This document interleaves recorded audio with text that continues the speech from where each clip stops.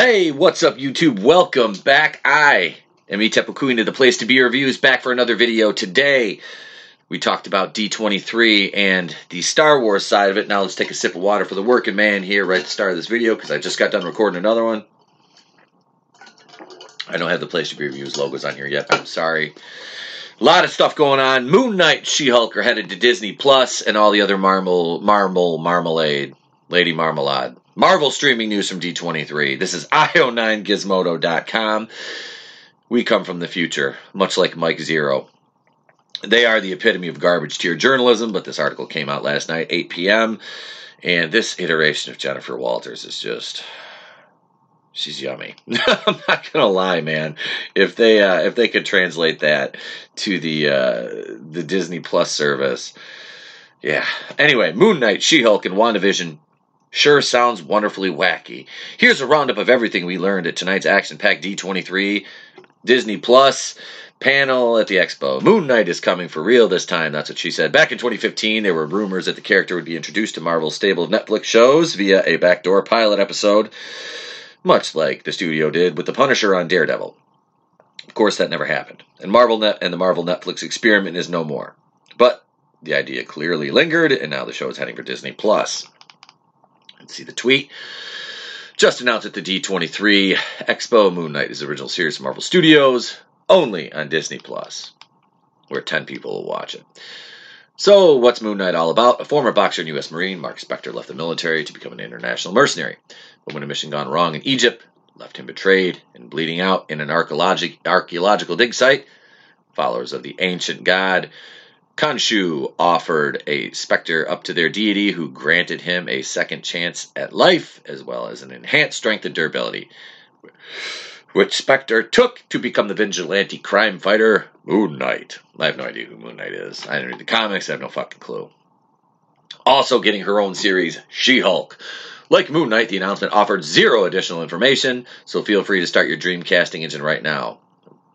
She-Hulk, also known as Jennifer Walters, is actually Bruce Banner's cousin in the comics, gaining her relative's gamma-radiated superpowers after a blood transfusion when Jen was caught in a near-fatal shooting. I believe that shooting was a drive-by in Bruce's yard. By day, she operates as a successful lawyer, taking on cases in superheroic law, occasionally dabbling in superpowered fisticuffs on the side as She-Hulk. Although in the past, it was something that differentiated from Hulk. Her powers work in a similar fashion to how Hulk's work by the time of the Avengers Endgame, where Jennifer retains her full language capacity and her personality when in her green-hued form, much like Professor Hulk. Here's the announcement. Just announced at the D23 Expo, She-Hulk, an original series from Marvel Studios, now only on Disney Plus. And there's another one that's coming, and I don't even want to talk about it because it's so fucking garbage. These two new series announcements came after Ms. Marvel also got a series nod earlier today, with Marvel's Kevin Feige confirming and noting at tonight's panel that the character will be introduced in our Disney Plus series before moving to the big... See, they didn't say anything about moving these other ones to the big screen, but the first one they push is Ms. Marvel. Why? I'll tell you why. Because she's a Muslim superhero, that's why. And my representation and my diversity... Kamala Khan. You don't expect me to make memes with her fucking head on Kamala the Ugandan giant's body like I did with Kamala Harris? Come on. This is... yeah, I've said it before when I've talked about this character, and I'm so sick and tired of seeing these Marvel comic threads. These people, Miss Marvel is a beloved character. Her comic is beloved by so many people, and it's so important for representation. Okay, I know people that are like hardcore Marvel fans that like buy $75, $100 worth of comics a week sometimes, or whatever, a month, or I don't know, every couple weeks. But this is not a beloved character. This is not a beloved character. This is a stretch of a character that's being shoved into a show and into the MCU because she's Muslim. This is strictly identity politics. Yeah, so what is she going to do? Like, is everything going to have to be like halal in the show as far as food? I mean, come on, this is so fucking stupid. I'm sorry, I'm going to lose my shit in this one. This is ridiculous. This is utterly ridiculous. Like, okay, so let's picture this. So here's what you're going towards for your Avengers. You're gonna have Captain Cat Pan Meh, Lady Thor, Valkyrie, Miss Marvel, Black Widow. Oh, that's right. You killed Black Widow. Scarlet Witch, Wasp, probably Nebula, possibly Gamora. I mean, how many of these other... What the fuck? Are you really trying to do A-Force that bad? Are you really going to take the one scene in Avengers Endgame that most rational people were like, this book didn't sell? A-Force did not sell. Nobody I'm gonna do what you idiots do now. I'm gonna clap my hands when I'm talking. I'm gonna clap my hands and say, Nobody wanted A-Force. Everybody says you're a sexist if you didn't like A-Force, right? So I looked into A-Force, what it was, like the run of the book and how it sold. That book lost over half its run within, I think, 4 or 5 issues and was canceled in 10. Canceled. It didn't end because if it would have sold, do you really think that Marvel wouldn't have shoved that down their paying customers' throats even more? If it was even an iota, had an even iota of success to it, do you not think that they would have pushed that comic more? An all whamming comic? Come on. Of course they would have. Of course they would have. But no.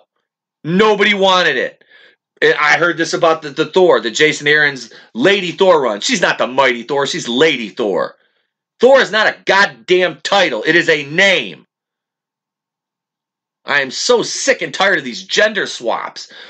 Come up with something original. This is not original. Jesus. Like, is She-Hulk original?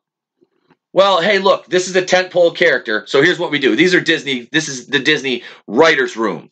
Marvel writer's room. And I say writer's room with quotations because I'm editing a book right now written by someone who's never written a book before, and it's better than anything that these morons are going to come up with. I will guarantee that. I will guarantee it. This is ridiculous, man. Like, I don't even buy comics. And I wouldn't buy this shit even if I wanted to.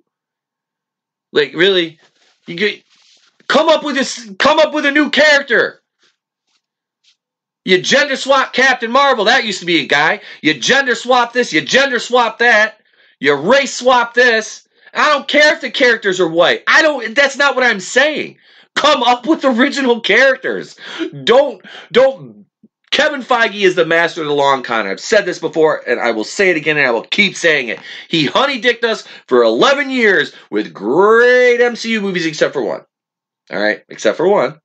It was utter shit. And now that Disney is getting investigated by the SEC for overinflating their profits by over $8 billion, how do you have so many billion-dollar movies that probably wouldn't make $1 billion in reality? Endgame, by all rights, should have cleared $1 billion. But Captain Marvel, come on. That movie didn't make $1 billion above the board. Spider-Man Far From Home, $1 billion. That's a little bit more plausible because Spider-Man's actually a character that people love. Okay? I don't care if you're on Sony or Disney side or Marvel side with this right now. But Captain Marvel is not a character that people love.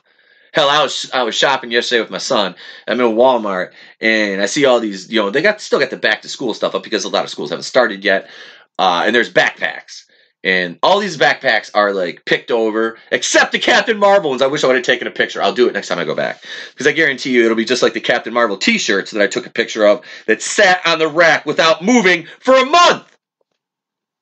Every other t-shirt sold. The Avengers t-shirt sold. The Batman t-shirt sold. The Flash t-shirt sold.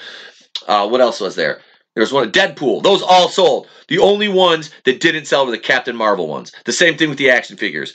They just redid the shelves over there, the floor plan for all their action figure layouts, their displays. I used to work retail, I know that. And so they had the pages out, I'm looking, and the last ones hanging on there were these, the Marvel Legends were Talos and a bunch of Captain Marvel figures, and then they took them and shoved them in a Spider-Man display and an end cap.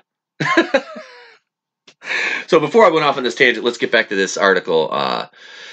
The D23 panel also offered some updates on previously announced WandaVision series, which is I love Scarlet Witch, but this just made me lose my enthusiasm for it, hearing what it was going to be about. With a slew of casting notes, including Kat Dennings as Darcy Lewis from Thor and Thor the Dark World. Why Kat Dennings, Darcy Lewis, is going to be in the WandaVision series? Randall Park reprising his role as FBI agent from Ant-Man and the Wasp. And Catherine Hahn will also be playing a nosy neighbor character. What the fuck? Like, this is... And I was excited about WandaVision when I heard. I was like, oh, cool, show about Scarlet Witch and Vision. I'm like, I love Scarlet Witch, and Vision is badass, and I really love Elizabeth Olsen. And Paul Bettany was great as Vision. So I'm like, this is gonna be a cool show, and then I'm hearing what it's gonna sound like.